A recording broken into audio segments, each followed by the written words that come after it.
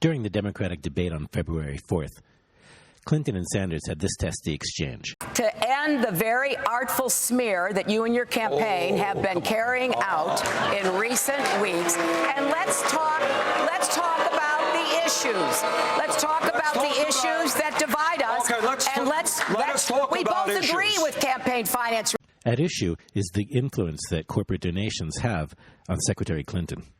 Clinton accuses Sanders of making innuendos about the influence of corporate money on her campaign. And I will be talking about whether that accusation is justified.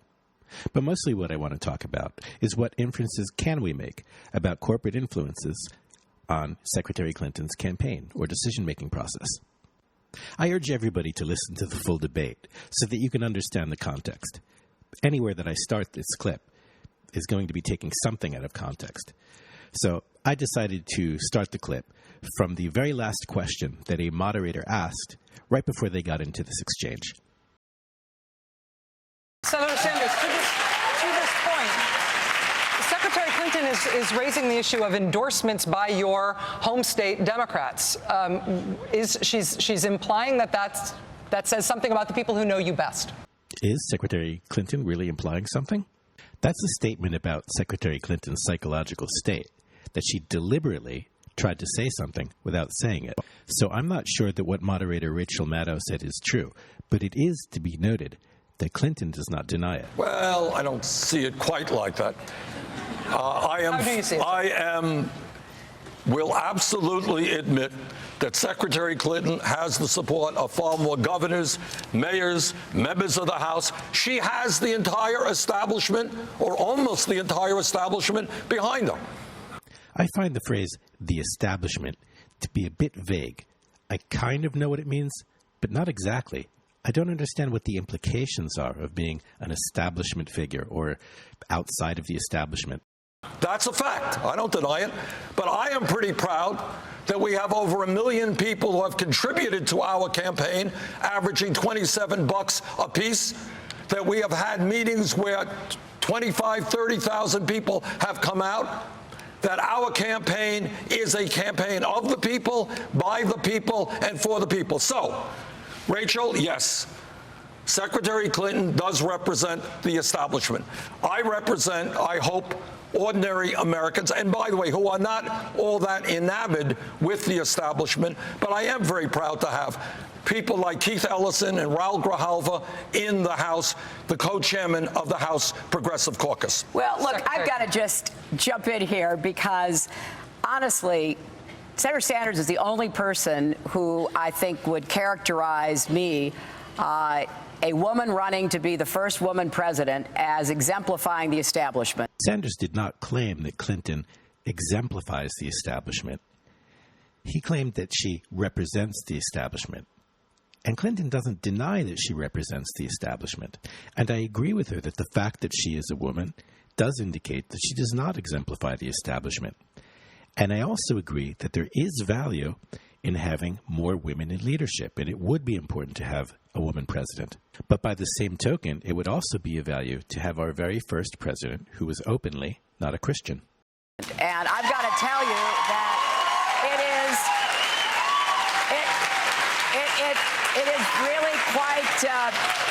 it's really quite amusing to me. People support me because they know my life's work, they have worked with me, and many have also worked with Senator Sanders. And at the end of the day, they endorse me because they know I can get things done. I am not going to make promises I can't keep. I am not going to talk about big ideas like single payer and then not level with people about how much it will cost. A respected health economist said that these plans would cost $1 trillion more a year. Clinton and Sanders disagree on the cost of the health plan, and maybe Clinton is right and Sanders is wrong. But is Sanders not leveling? That suggests dishonesty. And if there's evidence of dishonesty on Sanders' part, I'd like to know what that is.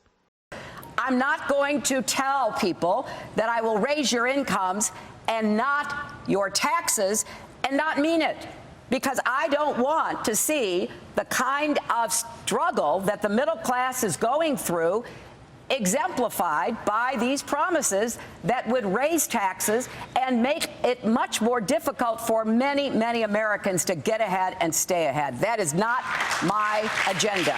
Senator Sanders, 30 seconds to respond to that.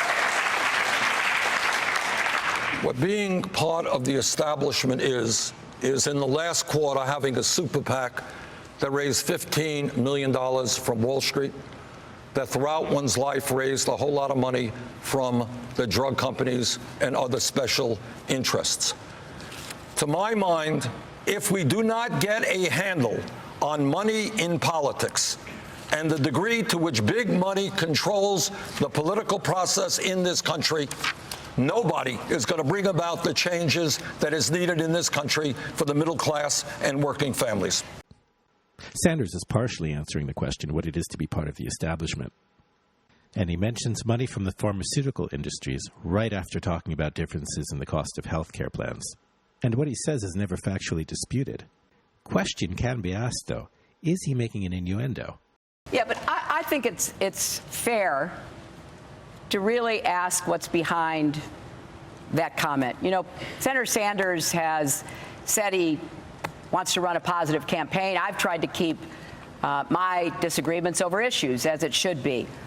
But time and time again, by innuendo, by insinuation, there is this attack that he is putting forth, which really comes down to, you know, anybody who ever took donations or speaking fees from any interest group has to be bought.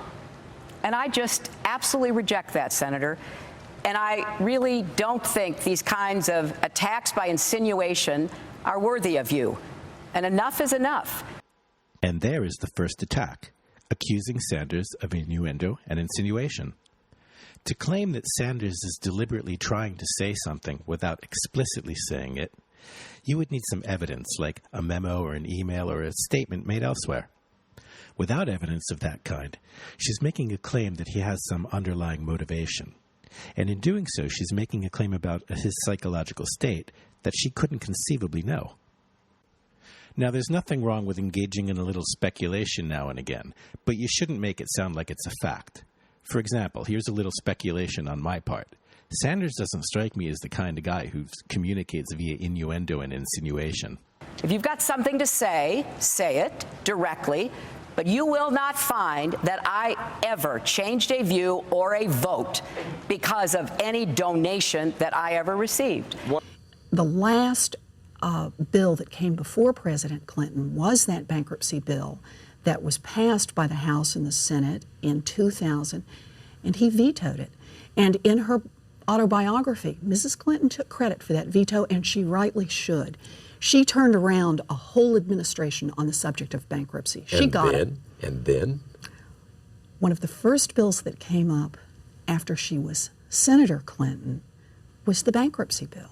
This is a bill that's like a vampire. It will not die, right? There's a lot of money behind it. And the bill her husband had vetoed. Her husband had vetoed it very much at her urging. And? She voted in favor of it. To be fair, Senator Warren, then Professor Warren, was making a more nuanced point than to say that Clinton changed her mind because of a donation. That would be a claim about a psychological state of intentionality that neither Professor Warren nor I could conceivably know. And I remind everybody that every quote is a quote taken out of context, so I urge everybody to go to the link in the description and listen to the entire clip. And I have stood up and I have represented my constituents to the best of my ability, and I'm very proud of that. So I think it's time to end the very artful smear that you and your campaign have been carrying out in recent weeks, and let's talk about the issues. Clinton is accusing Sanders of having certain intentions. How she could conceivably know that, I do not know. What's interesting in this exchange is the use of the word artful and its secondary meaning, deceitful. Is Clinton accusing Sanders of being deceitful? I couldn't know. Let's talk about the issues that divide us, Okay, let's and about both agree issues. with campaign finance reform. Let's talk about issues. I worked hard for McCain-Feingold. I want to reverse Citizens United. Let's talk about issues. Let's talk about issues. Let's talk about issues. All right, let's talk about why in the 1990s Wall Street got deregulated. Did it have anything to do with the fact that Wall Street spent billions of dollars on lobbying and campaign contributions? Well, some people might think, yeah, that had some influence. Let's ask why it is that we pay by far the highest prices in the world for prescription drugs, and your medicine can be doubled tomorrow, and there's nothing that the government can do to stop it. You think it has anything to do with the huge amounts of campaign contributions and lobbying from the fossil fuel industry? Let's talk about climate change. Do you think there is a reason why not one Republican has the guts to recognize that climate change is real and that we need to transform our energy system? Do you think it has anything to do with the Koch brothers and ExxonMobil pouring huge amounts of money into the political system? That is what goes on in America.